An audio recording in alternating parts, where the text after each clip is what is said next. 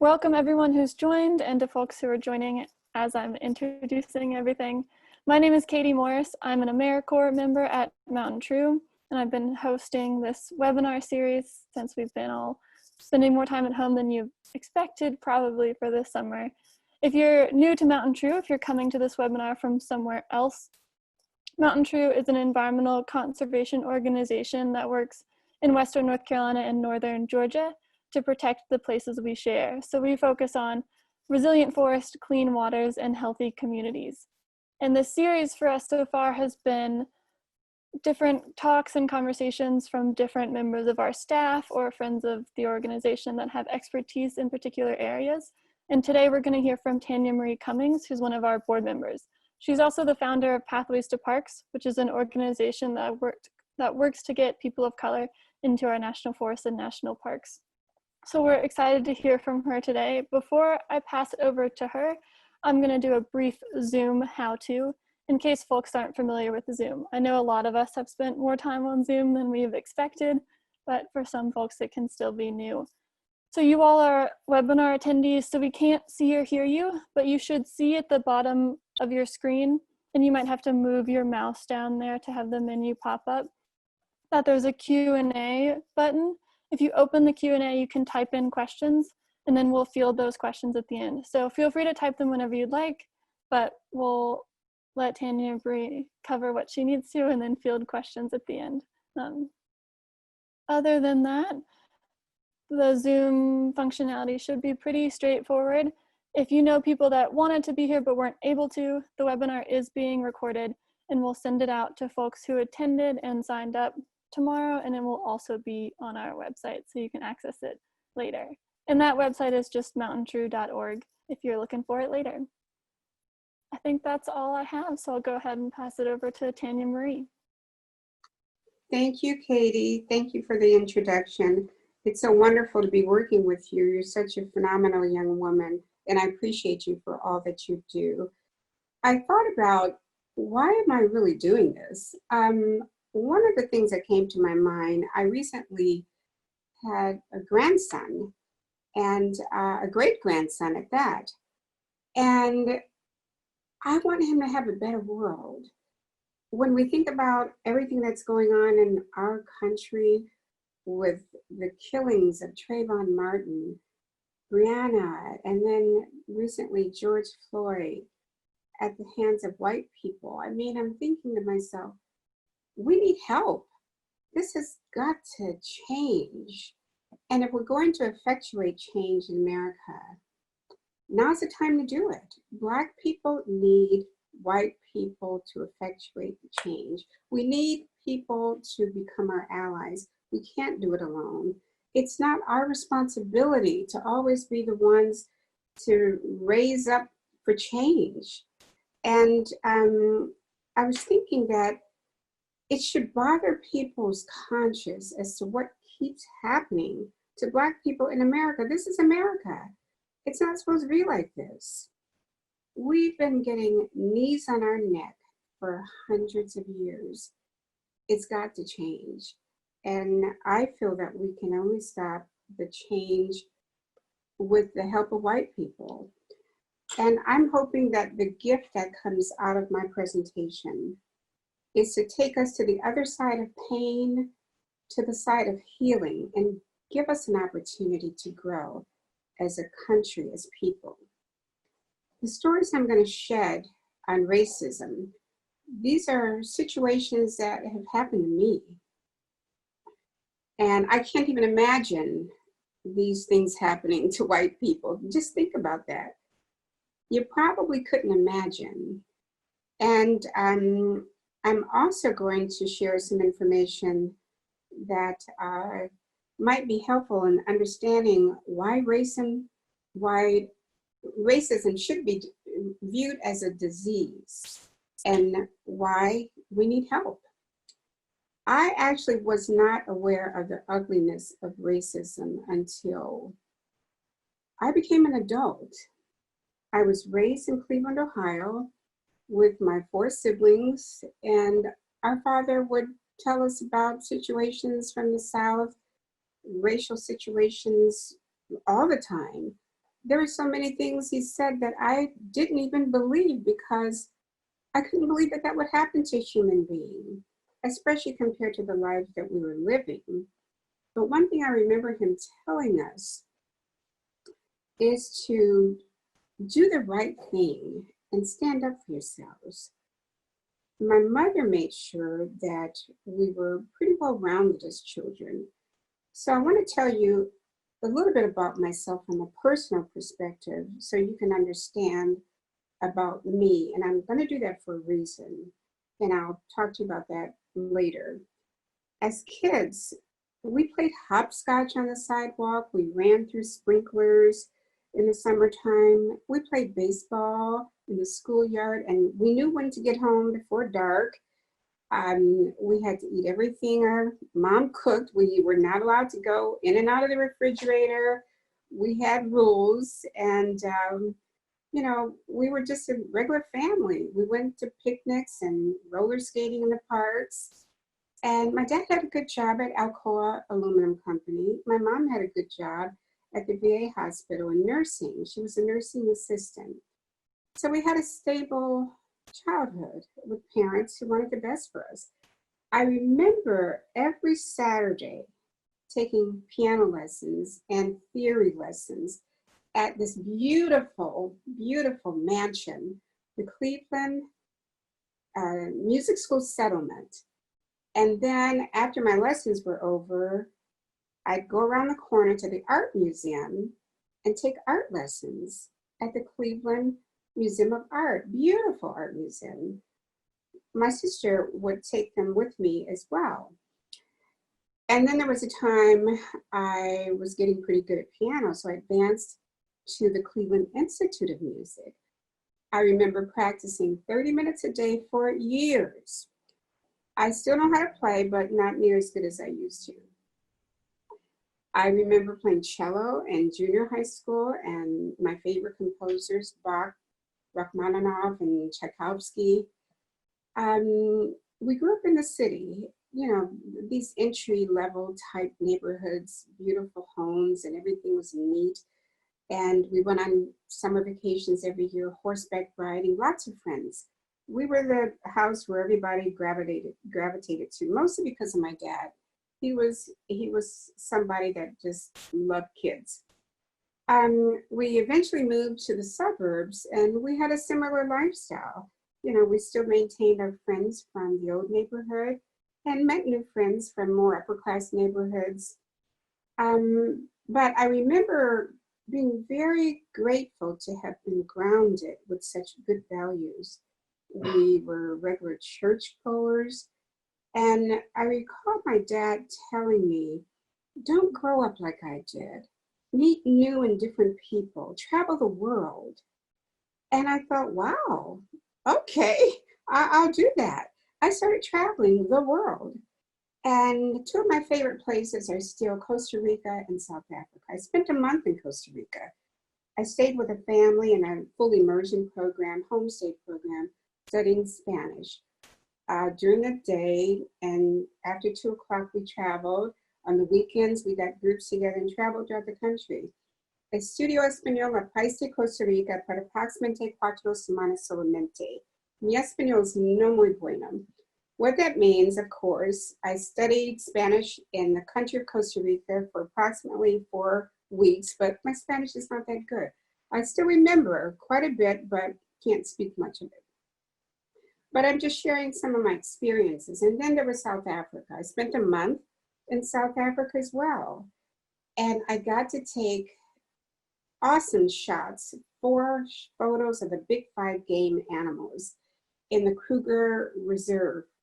And I got the lion, the rhino, the elephant, the water buffalo, but I never got that elusive leopard. I went all over Creole, Johannesburg, Durban, and I got to meet Darius Brubeck, the son of Dave Brubeck. He was the person in charge of the music department, and they had the Zulus dancing. This was at the KwaZulu-Natal College. The African Zulus with their spears and full getup. So what I'm trying to say is I had a very interesting life. And at the after party, there were these Afrikaners. They were white Dutch. I remember how stoic they were. They just sat there. And here I'm bebopping to the music, and I thought, that was kind of different. But I remember my first instance of racism. I was about 6 or 7 years old. All of us kids were with our parents at Sears and Roebuck's. My mother, who's biracial, American Indian and Black, light skin, pretty light hazel eyes, pretty hair. My dad, very dark-skinned Black man. And all of us kids were walking in Sears. And I remember this kid about my age saying to his parents, "What is that white lady doing with that nigger?" I'd never heard a boy talk like that, because as a kid, we used to go down the street and play with white kids before white flight, of course. And for those of you who don't know what white flight is, that's when white people fled their predominantly white neighborhoods because they didn't want to live near Black people that were beginning to move in. Yep, they fled. So that's where the term flight comes from, white flight. So at about, 6, 7 years old, I knew what that boy said wasn't right. It wasn't a nice thing to say. And I remember his parents didn't say anything to him. But I also remember, I'll never forget how angry my father became. And my father walked over to his father and he said, that boy had to be taught that. My parents didn't talk about it anymore. And the boy's parents didn't say a word. My father just walked back. But this is an example of the disease of racism. The father instilling that kind of behavior in his son, that it's okay to act like that because you know what? He didn't correct him. So the boy grows up with racist behavior unless his heart changes somehow and he's able to not behave like that and follow his own lead. Since I was about 19 years old, I worked for the federal government. And as I went to college and moved up in my career, I had some good jobs, but I decided I wanted to get out of Cleveland. And I transferred to Los Angeles. I always had this dream of living in LA. I had friends that I met through, this was over the years, I was counting them the other day, from 15 different countries, including Morocco, Spain, China, Japan, all these different international countries. But that's just who I am. I just love people. And I got the experiences of learning how to cook kimchi and different types of foods and learning about different people's cultures. And I felt honored to have such an international life. But at the same time, these friends got to know about me as a Black person. But I knew that I wouldn't always stay in Los Angeles. I was single, it was prohibitive. I was a single mom. So in 2005, I purchased a condo in North Carolina in the mountains. Western North Carolina is so beautiful. My brother and sister-in-law had previously purchased one in 2003. It was an area of 12 units up in the estates, up on a hill with some of the most beautiful scenery you could possibly imagine. So there I was, back and forth from Los Angeles to California. And I remember moving day, I moved some things in preparing for retirement, and I was standing on a walkway. And I remember this guy came over. He was tall, older, like late 70s. And he came walking toward my walkway. And I thought, oh my gosh, a neighbor's coming to meet me. Boy, was I surprised. Guess what he told me? He said, who's the owner? And I told him, I remember telling him, I'm the owner. And right then and there, I thought, uh-oh, this is not gonna go well. He said to me, how did you find out about up in here? This is supposed to be a quiet, kept secret. I thought to myself, Oh my goodness gracious, how do I respond to this guy? What on earth, who is he? And I had to think about how I was raised, do the right thing. I could have cursed him out. I could have gotten indignant, but no, that's not what I felt. I thought he needs to hear something so he could remember this lesson. So I said to him, where I come from, people bring baskets of fruit, wine, they introduce themselves. Who are you? He was so mad, he turned around and just walked away mad. I thought, what on earth? How do they act up here? Oh my goodness. So I went to my neighbor who had brought over some pizza for me earlier, and I told her what had happened. Well, she told me she was on the board and they were not going to have anything like that and not to worry.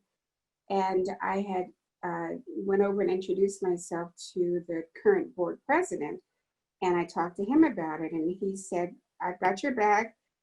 We're not going to have that stuff. Don't worry about it. So I felt assured that everything was going to be okay. But that leads me to this article I read in the New York Times by Maude Higgins, a white woman. And she wrote, one powerful lie that we, white people, were born into is that white people think they're different and they deserve better lives than anybody else. That's the lie that they believe.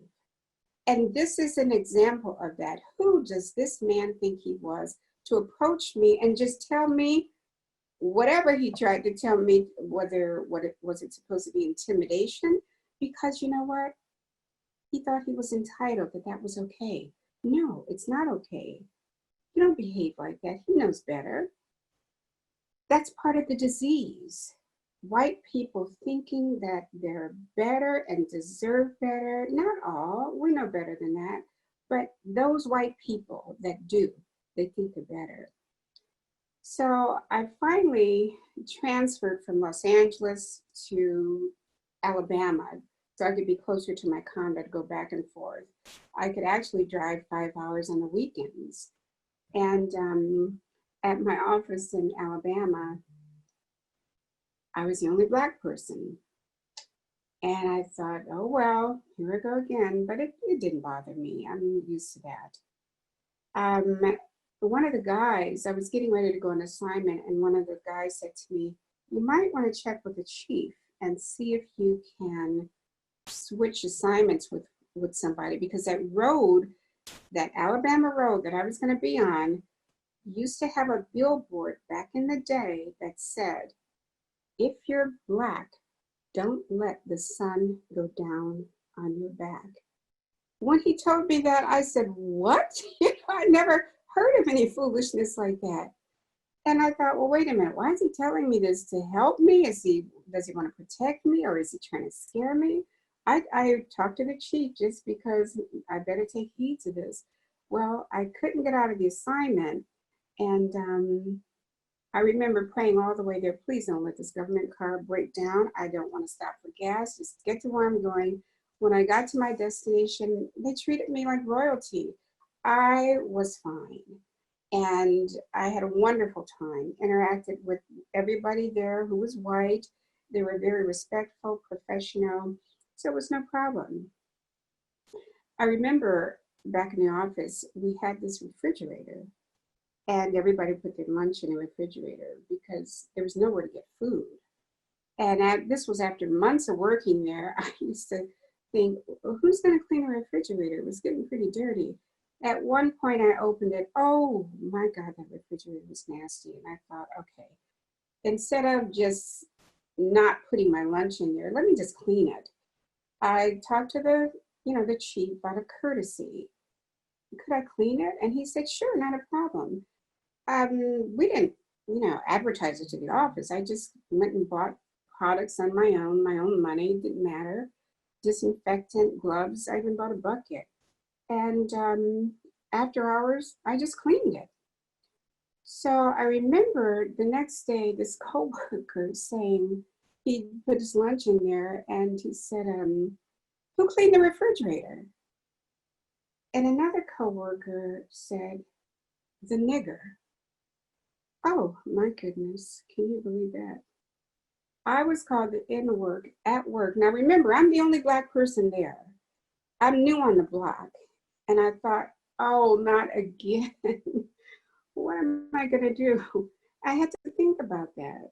And I thought, well, let me just talk to the chief and put it on him. So I thought, why would he call me something like that? It goes back to white people thinking that they're better. Here, this person was not going to be outdone or shown up by a Black woman who is making them look dirty, look bad. Who do I think I am? Coming in their territory, having the audacity to clean up after them like they are filthy people. That's the way I took it. Why else would he say that? I thought that they would be appreciative, but no, it was because I cleaned it. So when I talked to the chief, he never got back to me, and I've always been a curious person. So I thought to myself, well, what happened? And time went by, and he asked me, he said, come on outside. And I thought, okay, well, he wants me to go outside so nobody's gonna hear us talk about it. It was raining that day. We stepped out the door, closed the door. He had his back to the door, and my back was basically to the rain. We had this little bitty awning. And I remember wondering, it's raining. Why are we out in the rain? Why couldn't he just call me in his office? And one thing I do remember about that conversation, he looked at me. Now I'm little. He's tall, like 6 feet, and I'm little, 5 feet. And he said to me, now we're going to let this go. I almost went in shock. I said, what? I said, you know what? Let me back in this office. Please, just move out the way. I had sense enough to go straight into one of the co-workers' office to let them know what happened, just so someone will know. And I had to think about what was I going to do? Here I've been called the N-word at work, and the person who can do something about it decides to tell me to let it go. I thought, oh my goodness gracious, so this is the way it is? And I could tell the atmosphere in the office began to shift a little bit. It became uncomfortable. So I had to make a decision, and I thought, no, I'm close to retirement. I don't need to put up with this. I filed a complaint. And you know how things happen. You have to be willing to accept the consequences when you want to effectuate change.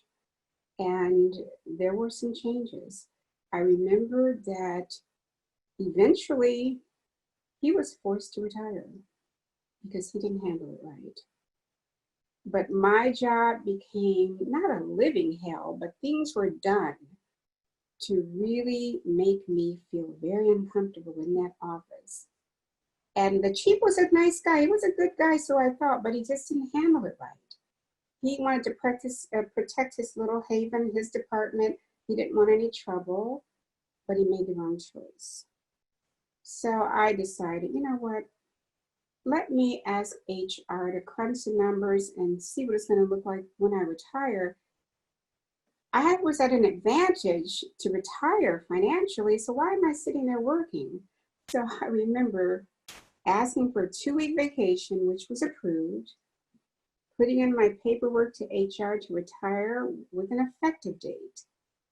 And I remember that last Saturday of my vacation, coming into that office, packing up my things, clearing out, and calling it a day. That was the end of an illustrious 37-year career with the federal government. I never regretted leaving, but that's how it ended. And one of the things I want you as white people to write down or keep in mind, Google 97 things white people can do for racial justice.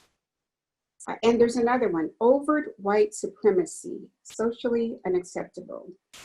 Find out what you can do. I can't tell you what to do. You have to follow your own hearts. 97 things white people can do for racial justice. So there I was back in North Carolina, really happy to be able to put my feet up and establish myself, meet some people. I had a good life. I was actually the chairperson of my political party for our precinct. I canvassed, went around door to door. People relied on me to get it together. It's a lot of work, so I did the work, and we made it happen for President Obama. Our precinct took him over the top. And I was on my own in my condo because my brother and sister-in-law, they decided to move, and I wasn't moving. It was too pretty. Oh, that's paradise to live in Western North Carolina. But again, I was the only Black person in my entire community. And, but it still was a dream come true to live in the mountains with those views. They were considered multi-million-dollar views. But think of this, that board president that had my back and the neighbor who told me, don't worry, things are going to be fine. Well, the board president moved and the neighbor's place came open in assisted living. She moved. And someone else moved in. And he and that older racist man that had approached me, I noticed they would always walk around and they looked down in the garden. One day I saw them, they'd be looking at my place. I saw them in the parking lot. I was wondering, what is going on? Something's in the air. And eventually, the new person that moved in, he got a board seat. So the two of them were on the board. And I got a letter one day. It's interesting how I got this letter. It was taped to my door. And I eventually got a copy, but the letter was from an attorney, a local attorney, where our association fees, our monthly fees, money was used from that. So in essence, I'm contributing toward this letter, where this attorney writes me and tells me I've got to get all my stuff out of the garden. I was allowed to plant all these beautiful things and bird baths, and it was beautiful. And they wanted a copy of my federal taxes to prove that I could afford to live there with them. This is in the letter. Can you imagine? At first you're thinking, is it a joke? But no, it can't be a joke because it's from an attorney, not from the board. I thought, oh my God, what on earth am I going to do about this? And I had to really, just think about it. So one of the neighbors that I was friendly with, he was on the board. I went to him and he was at that meeting when they were talking about me getting rid of everything in the garden and to provide a document of my taxes, but he was outnumbered because as a quorum, you need the majority. And he told me exactly how it went down. And I thought, this is unbelievable.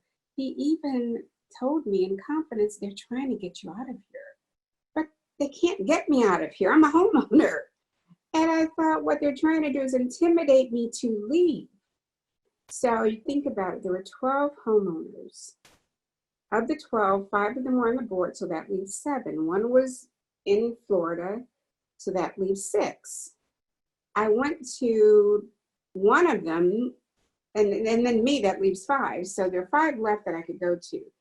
Every person I went to had something to say that was not beneficial to me. One homeowner, oh, I don't want to get involved. Another homeowner was so upset because she thought that it was going to cost her money because she knew I was going to file a lawsuit and everybody was going to have to pay because she knew they were wrong. And she was upset with me, telling me, you're going to sue me. I thought, this is how you're going to react? I mean, you don't see where this is going? This is your money for this foolishness. And I thought, well, certainly I can't get anything out of these people. They were all white, educated, so I thought they had some sense, but no. They were following the leader. It happens a lot in our country. Look what's happening today. Everybody's following the leader. They don't want to buck the system. They don't want to go against the grain and look bad for whatever reason. So I was on my own. I thought, oh my goodness, So I had to get an attorney, basically to get these people's knees off my neck. And I thought, no, I'm not gonna get an attorney from this little bitty resort town we live in. I'm going big time. So I researched and researched, and I found this civil rights attorney that worked in Asheville. He had won all these cases in Chicago. And I made an appointment. He looked at that letter. He couldn't believe it either. He said, this attorney needs to be disbarred for one thing. And he told me, don't worry, you're in good hands. And keep in mind, now one of the board members, who also was a neighbor, he had a PhD in theology, so he knew better. But he was so meek and he wouldn't say a word. I even approached him. He didn't know what to say because they were following the lead of the bully. It happens all the time. I was on my own. So the attorney wrote a letter, a scathing letter, to the board and that attorney that the board used. And they got off of me. They got that knee off my neck. They were so nice to me, invited me to be on the board. They were scared to death is what it was. A neighbor, my neighbor who was afraid of getting sued, told me, please, you're not gonna sue, are you? You're not gonna sue. I mean, if this was the only thing she was worried about, that's pretty sad. So just remember to Google 97 things white people can do for racial justice. And the other one, overt white supremacy, unacceptable.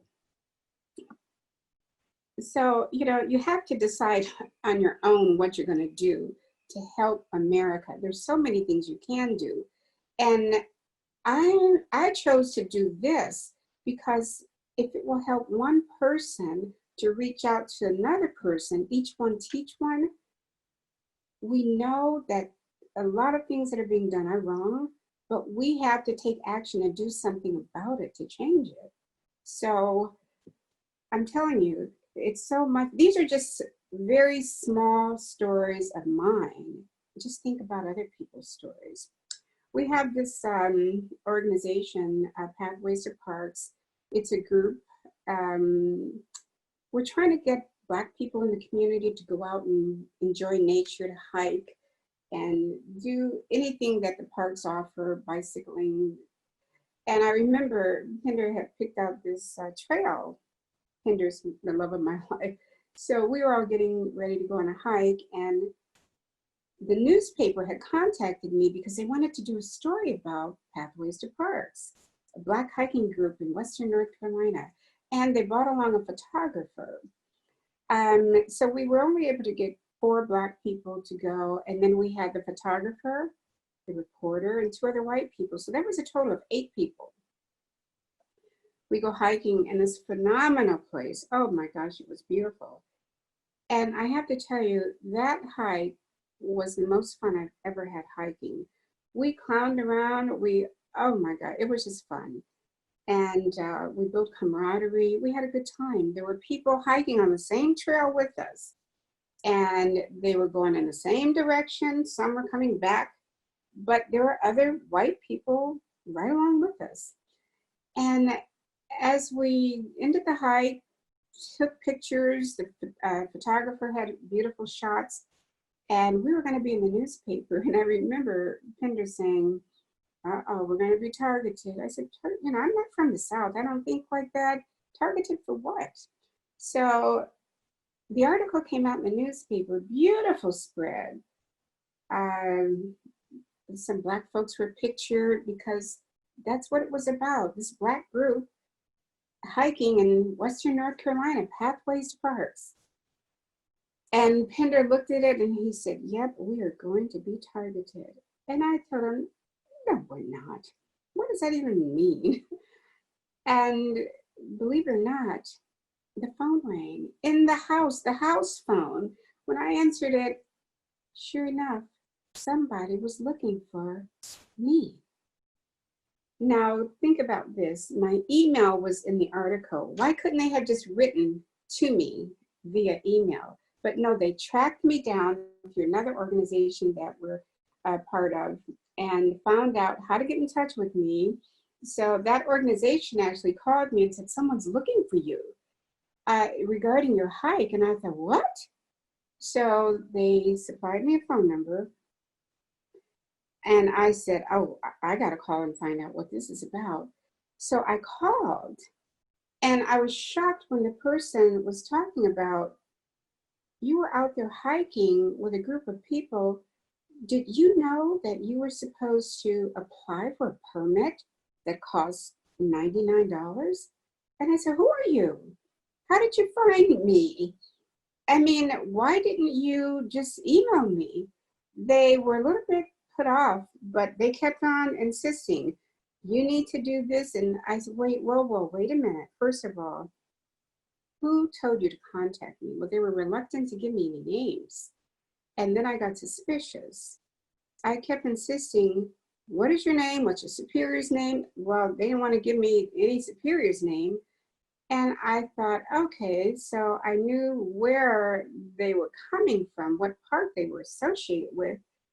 And little did they know, they were messing with the wrong person. They were making it appear as though we were not allowed in the park unless we got approval. That's the way I took it. So I went as far up to the top as I could possibly go. And Pinder and I were actually invited to a meeting. And to shorten the story, it turned out to be wonderful because the individual realized that they needed us as much as we needed them. So we formed a partnership. And the benefit was they could use us to help boost their diversity in our parks. And we could utilize their services to help provide publicity and support for Pathways to Parks. So sometimes good things come out of bad situations, but you have to be willing to listen. You have to be willing to understand where mistakes were made. And you have to be willing to want to make a change for the better. And that's an example of a good thing that happened. And it was a win-win situation for everybody. Just know that the responsibilities of our country, they're not in the hands of just a few privileged people. We have to speak out. From the inception of our park system, there's always been people who want things to be a certain way. Well, doggone it, we pay taxes. We own these parks. They're ours, they belong to all of us, so utilize them. People need to understand the parks belong to us. Ansel Adams said, the rights of an individual are the most sacred elements of our American society. And we can't allow passion, vengeance, and hatred and racial antagonism to cloud the principles of universal justice. So when you think about that, you have to stand up for yourself. You have to. I was trying to think of something when I said in the beginning, I'm a great grandmother. I remember telling my grandson, now, before you name that baby, make sure that you don't pick an African name. Make sure that you understand that child's going to have to go to school and eventually college and eventually get a job. And think about what happens in broad daylight to people like George Floyd. Think about what happens in the back rooms, whether it's a boardroom, whether it's an HR room. You don't want a made up name because there's racism in the HR departments around America. It could be, the application could be canned. You have to think about all these things. There's racism in our hospitals. Are all patients really given fair chance to live? What about people who have deranged minds in the hospitals? Think about that. So they did not name the baby some unusual name, thank goodness. That was just something that was important to me to share with them. I want to talk briefly about slavery. And there's a reason I want to bring this up. People tend to think, for some ungodly reason, that some slaves had it good because, especially the slaves who were house slaves. Can you imagine such a good thing as a good master, a good slave owner? If people messed up, no matter where they were, don't think that those owners wouldn't snatch your child from you in a minute and sell you if you didn't do what they said. So get that out of your mind. There was no such thing as a good slave owner, good master. All slavery was what I consider a system of deep oppression to Black people. Violence was the option to get people to work, to do what was needed to be done. They didn't have a choice. Can you imagine people being branded and mutilated and killed? Enslaved people who were made to do what other people wanted them to do. They didn't have a say-so and didn't get paid. Out in the hot sun picking cotton, stringing tobacco or whatever, and don't escape, because I learned that there were some slave owners who put advertisements out there for escaped slaves. They wanted a decapitated head. That was more valuable to them than actually bringing back the slave. So there was no such thing as a good slave owner.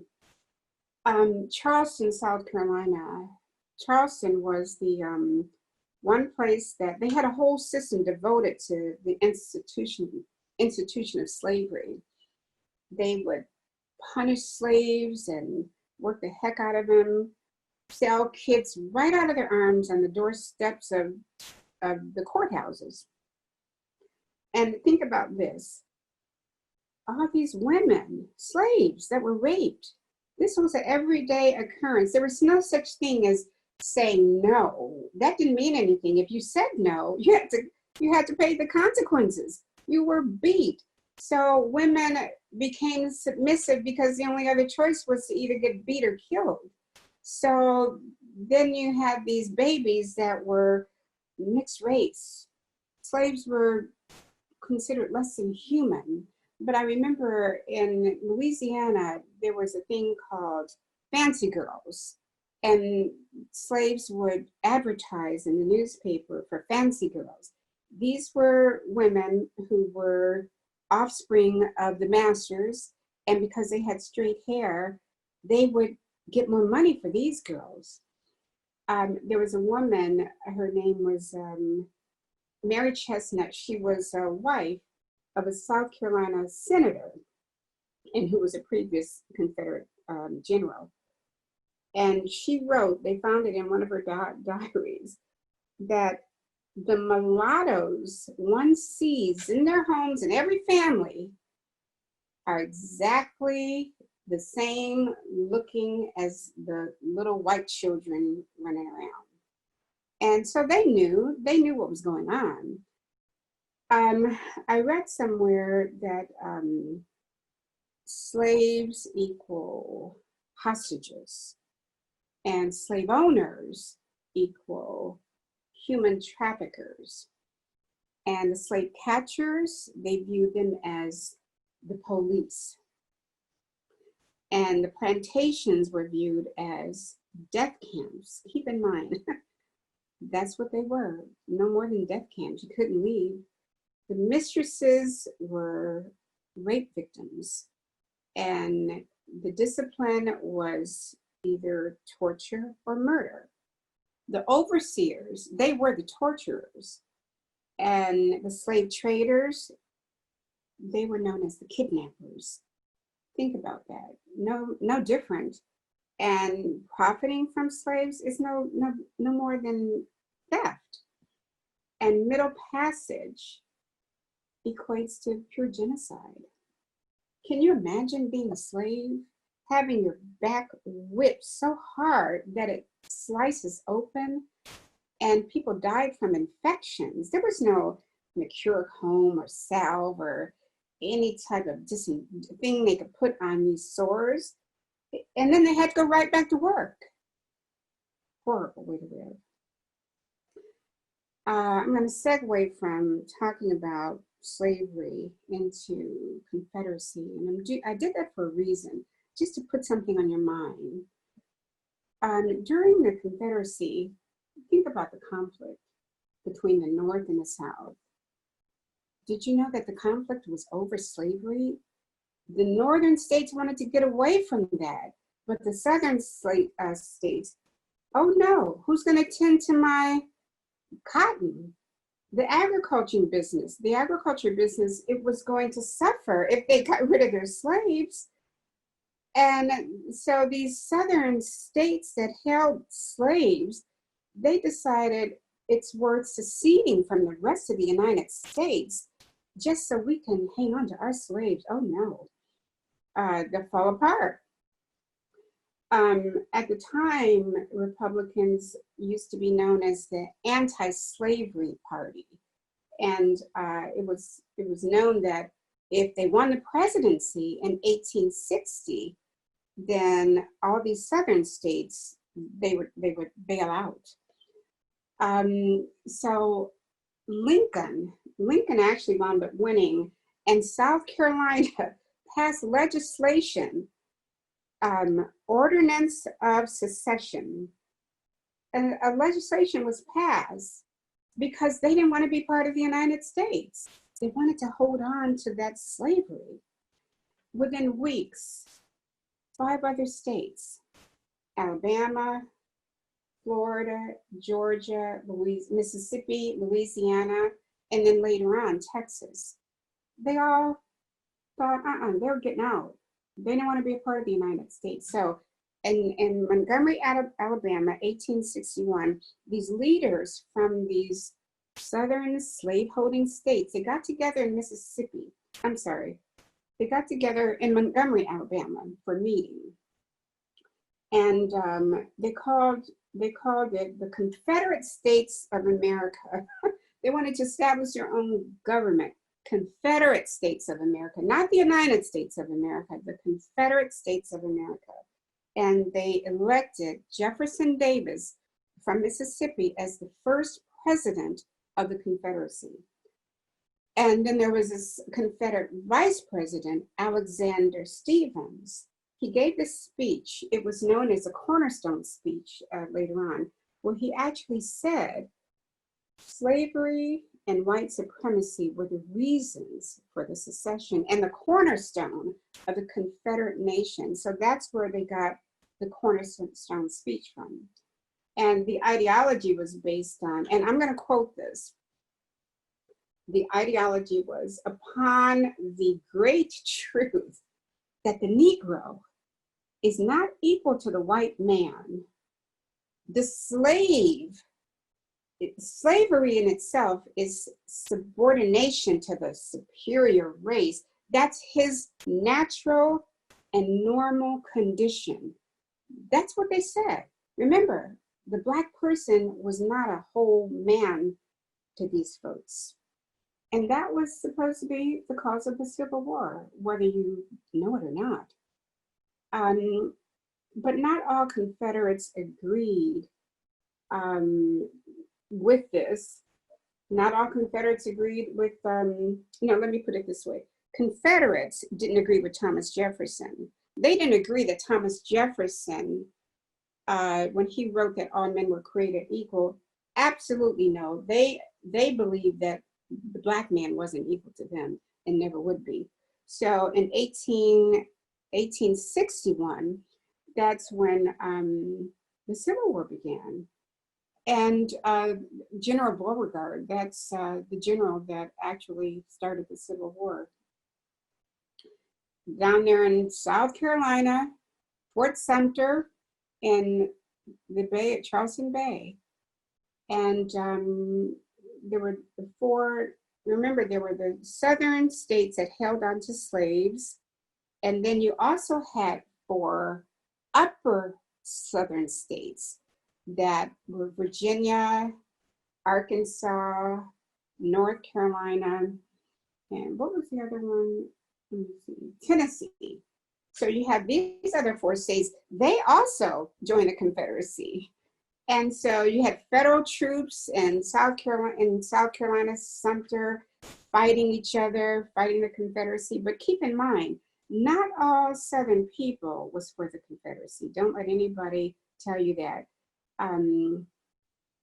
Hundreds of thousands of people died, but you had over 150,000 troops that joined the US Army just to fight against the Confederacy, and 5,400 of them came from South Carolina. So not everybody was for the Confederacy.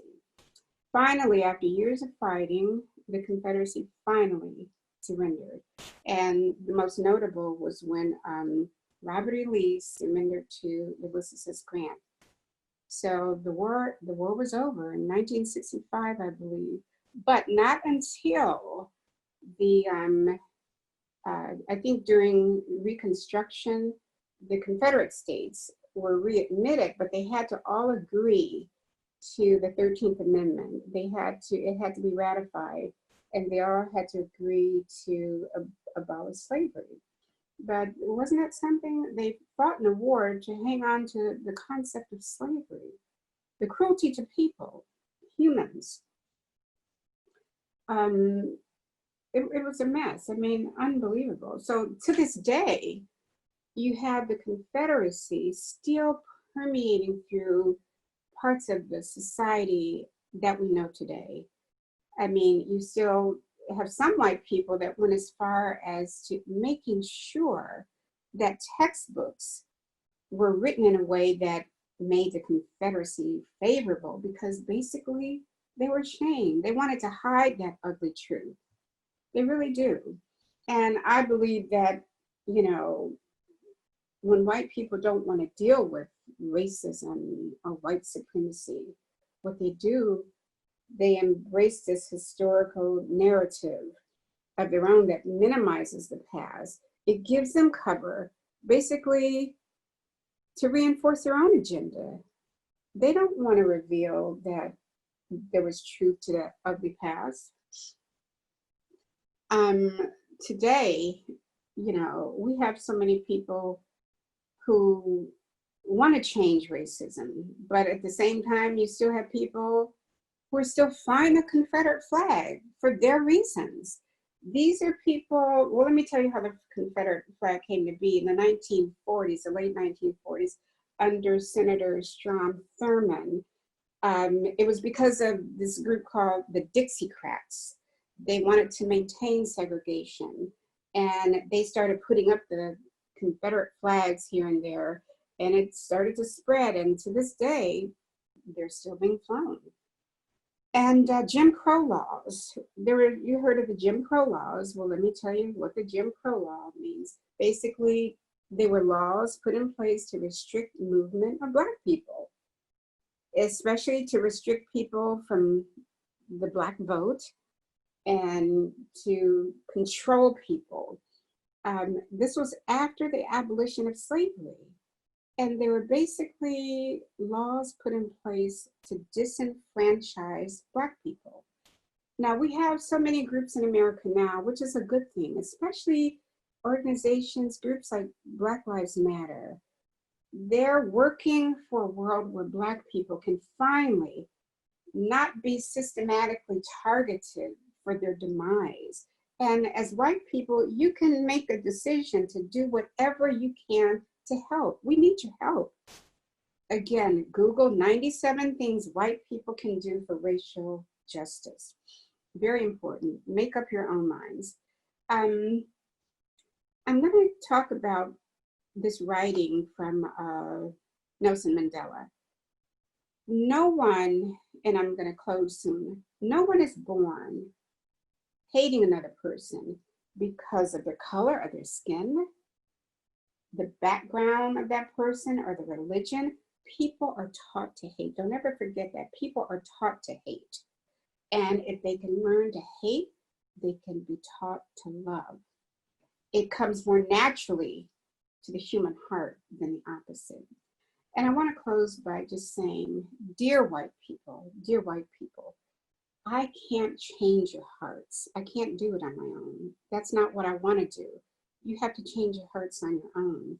I just hope that I've said something that gives you the opportunity to change your own heart. We need your help to eradicate this horrible disease of racism. Just remember, each one, teach one. I'm Tanya Marie, and I thank you so much for listening. Thank you so much, Tanya Marie, for sharing. If folks have questions, feel free to type them in the Q&A. But I do want to thank Tanya Marie so much for taking the time to speak with us. I know that sharing personal stories and also just a history of oppression can be really hard for folks. And so I really appreciate you taking that time. Thank you. I don't see any questions coming in, but we do have a couple folks thanking you for the talk that you gave and said that they really appreciated it. Well, thank you so much, Katie. Thank you so much for having me. I just wanted to do something to hopefully make a difference. And I'll give folks a couple minutes to type in questions if they have them, and hope that people can walk away today with some of the reminders that Tanya Marie has given us, both the importance of re-educating ourselves. I know that I grew up in North Carolina and learned about the War of Northern Aggression rather than the Civil War, and didn't really learn about the truth of the Civil War until college, but then also the importance of taking action and not filling in that bystander role that so many white folks in the stories Tanya Marie shared didn't take the action they should have to be allies or to take the right side of those stories that she shared. There's a couple questions, Tanya Marie, about Pathway to Parks, and if there's any help that you all need or ways that folks can learn more about what you all do. Do you all have a website or something that you want me to direct people to? What they can do is just write me at pathwaystoparks@yahoo.com. If they're interested, Pathways to Parks at Yahoo. Yes, if they're interested in joining any of our outings, pathwaystoparks@yahoo.com. And we're very open to anyone participating in any of our activities. We believe in diversity. We're not excluding anyone.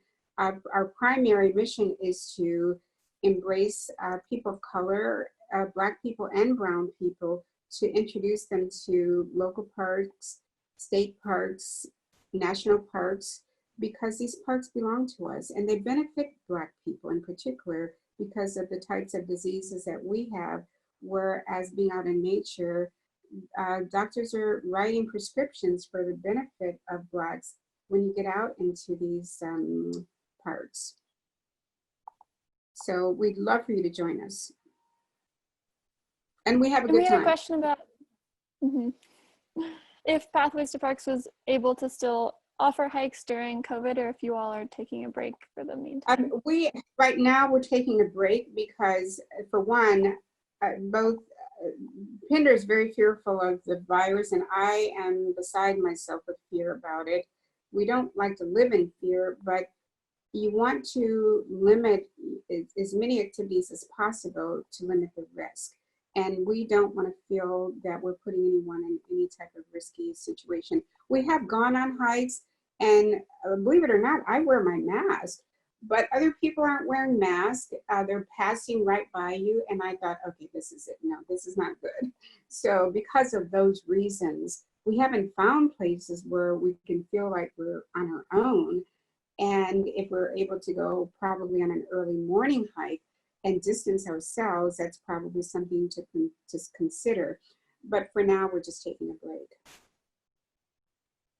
Mm-hmm.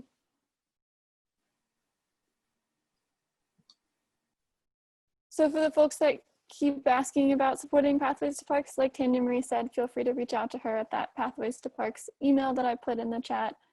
Again, that's pathwaystoparks@yahoo.com. We had a question that came in, Tanya Marie, that says, do you feel that our society is making real change these days after George Floyd's killing? Is this as big a shift as it feels? I know that's a big question, so. I think that it's going to take time to feel a real change, but I know that people are aware that change is needed. We're, again, the only Blacks in our community, and since George Floyd's death, Neighbors are just, they seem to be incredibly nice. Everyone treats us well. You know, there was a lady that was shocked that we bought this property. But you know, she even came by when I was out on walks saying, "Oh, how are you doing?" She was complimenting how beautiful it was, where before she was asking me, you know, "What are you doing there?" And I told her, "Oh, I'm taking care of my yard. What are you doing? You own this?" Like, she was shocked that a Black person bought this property. So she's taken about turn, but it's going to take a while before people see progress. It's going to take people taking action, hiring more people of color. It's going to take our government to take more action in our healthcare system. Look at what's happening with COVID-19 and Blacks and brown people. So I can't answer that myself. I see the same thing I've seen before, because these are isolated incidents that have happened to me. For the most part, in my community, we're not really bothered. But overall in America, I'd like to say that people really are thinking about, this is a time. If any time in America needs change, we cannot pass up this opportunity, because if we do, then we've lost the best opportunity in our country to stand up and make a difference. And I think it's going to be ongoing. And I think that organizations, businesses should be willing to talk about the changes they've made, so America can understand what's been changed. We won't know sitting in our living rooms unless people advertise it. There have been many, many, many corporations that have decided they're not going to do things the old way. They realize offensive things that have happened. They've taken down offensive names. That's a good thing. The group Lady Antebellum have taken Antebellum off. But you know what is disturbing is to, why now? Why not before? You know, we Black people didn't change. We had to make a difference in people's minds because we get tired. But like I said before, we shouldn't have to be the ones that are always out in front protesting and making our noise, making ourselves heard just to make a change. We need everybody to help protest with us, make some noise, and you are. I was very impressed to see the number of white people walking shoulder to shoulder with Black folks to effectuate change. So yes, I can answer the question in those regards. I saw that as a change, and that warmed my heart. And to see all these corporations and businesses changing through the way they do business, yes, but it has to be a lasting change. We have to start seeing Black people represented in some of these businesses, unlike they used to be. We have to be more visible everywhere in our country, and continually treated better with respect. It's just not, we're not asking to be treated differently, just to be treated respectfully, just like you're being treated the same way, you know? We're just asking the same things that you guys are getting in life. We want that for our children, our grandchildren, and for generations to come. But one thing I will tell you, these young Gen Zs and all these other generation of young people, they're tired of it. They don't want to put up with this stuff. They are doing everything they can on social media to effectuate change. It's the older, settled folks that still have their blinders on. So yes, there are things that are coming to my mind to see where there have been a lot of changes, to answer that question.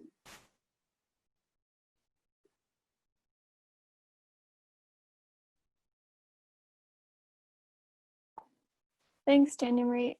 We had another question come in that asked if you have any thoughts about development of urban greenways and potential fear of gentrification in Black neighborhoods. Are they talking about as an individual or as an organization? I'm not sure about if I understand the question.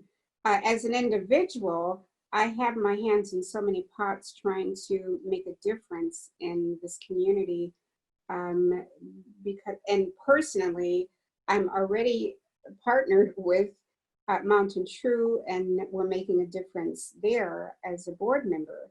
So as far as gentrification, we don't have that going on in this small town that I'm living in. I'm out in the country. I'm not in the actual area, but I do understand what gentrification means. And I definitely support groups that are trying to make a change with the gentrification that they see in the actual area. I'd love to be a part of that, but personally, I'm not a part of that right now, if that answers the question. If that doesn't answer your question, feel free to type in a rephrase version and I'll read that out to Tanya Marie. We had a question come in about, that says, the city of Asheville just passed a reparations bill last night at City Council, asking if you had thoughts on where those funds should go. You know, there were reparations given out to many groups, you know, given out to the Japanese. I don't see any problem with Black folks getting reparations for what's happened to us hundreds of years ago. As far as my thoughts, I think every Black person in America should get some money and an apology from the federal government. That's my thoughts. How much? As much as possible for what we had to go through as human beings. And I don't want to hear the excuse like, well, I didn't do it. That was my forefathers hundreds of years ago. It doesn't matter. We're human beings. We're in the human race. And what happened to Black people and continues to happen to Black people basically can begin to cease if, as a nation, white folks stood up and said, you know what, we've got to do something about this. Give reparations to everybody. And as a nation, we have to have our government and our nation apologize. And let's move forward. So I don't have a problem with it. As much money as possible. That's the way I feel.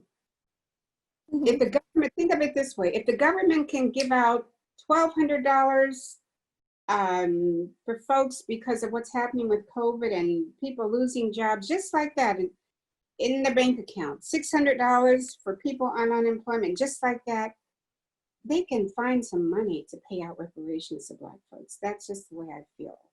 And it comes from a very deep place, knowing what my dad and his family went through in Tennessee, which was one of those northern southern states that owned slaves. And you need to read up on slavery yourself. Do your own research to find out how incredibly cruel white people treated Black people during that time.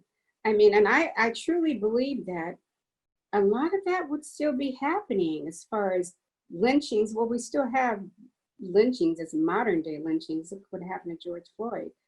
But things are done a little bit differently because they're laws.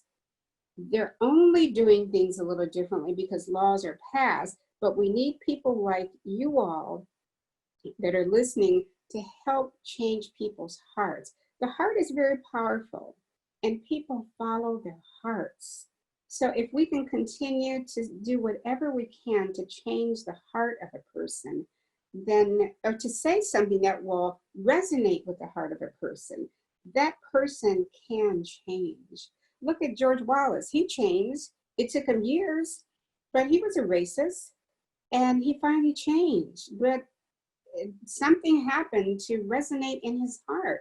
So people, you know, if you're a religious person, people become saved. Some of them are still just as evil. But all I'm saying is that deep down inside, people have to stop worrying about how much reparations, just do the right thing.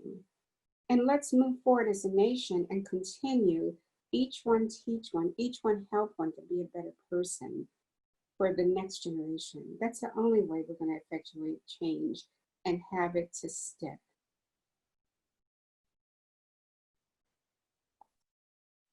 I hope I've answered. Thank you. I think so. We had a question about suggestions for learning an accurate history, if you have any books or movies or things that you've really enjoyed. I tell you what, I have many family members that love history. I can't think of anything off the top of my head, but if you write me at Pathways to Parks, I will promise you this, that I will get a list of so many resources that you can rely on to help open your eyes. And there's so many things that I've read from family members. One of my nieces in DC, she's actually put a lot of things out on Facebook, and my sister-in-law, so my own family members. So we've got a lot of resources. Just contact me at Pathways to Parks, one word, at Yahoo. Thanks. And I know a lot of Black activists have put out good book lists too. So folks that want to look on their social medias, I've seen a lot floating around by folks like Clint Smith, who put out great book lists.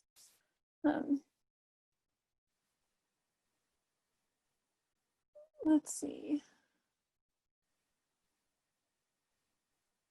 We had a question about suggestions for getting more people of color hiking in the woods. If you have any, from your experience, if you have any ideas for ways to get more folks outside. Well, let me just share this with you. It's kind of interesting when you talk about getting more people out. We have had so many experiences in trying to get people of color out. And in the South, this is the South, Black folks and brown folks have told us, we've heard responses like, "You're not getting me out there. Oh no, my grandmama said I might go there and never come back." So we have to learn to erase these stereotypes from a lot of people. I'm in the process of seeing if I can go around giving lectures to schools and Black children. But as far as suggestions, just talk to people. When you see Black people, if you have the will to walk up to someone, or depending on your circumstances, just talk to people and see how they feel about it. Invite them to reach out to Pathways to Parks to hike. And one thing I noticed, that when people of color are hiking with other people of color, they feel more comfortable. They feel a sense of safety, a sense of camaraderie. Even though we embrace all people, but that's important for people to feel, oh, there's somebody like me out here, I can do this. And we have all different levels of hikes. So they're not strenuous. Some we can take walking hikes, we can have picnics, we can have bike rides or tennis, any type of activity that the parks offer, we're willing to do that. It's just, reach out to us and we can make that happen. But there's a long history of why people don't come out to some of these parks. They haven't been made to feel welcome. And I'm helping organizations to work on that, to help reach Black people, to make them feel welcome. That's a huge starting point.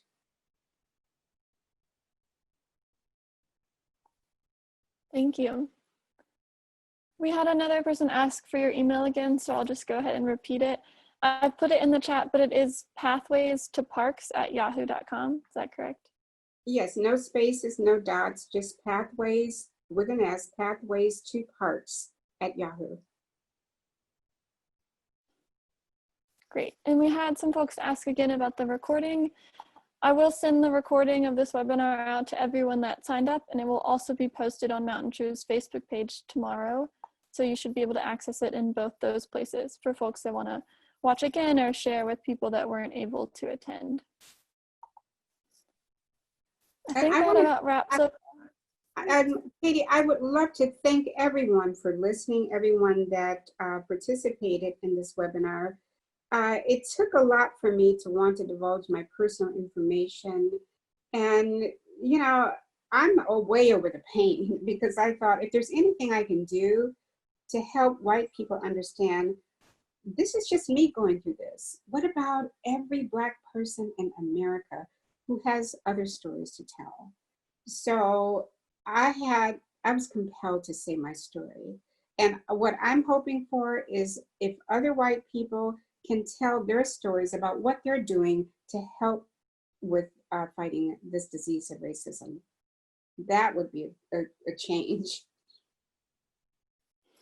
Mm-hmm. And we really appreciate you taking the time to speak with us. I know it is not by any means something that you want to spend your time doing. I wish that you didn't have to, and we really appreciate the time and energy that you put into giving this talk today. It was my pleasure, and I thank you so much. It was my pleasure. That wraps up our time, so if folks have other questions, feel free to contact Tanya Marie, and we really appreciate all the positive messages and the thanks that have been sent for Tanya Marie in the Q&A. So thank you all so much for attending, and we really appreciate Tanya Marie's time. Thank you so much. Bye. Bye.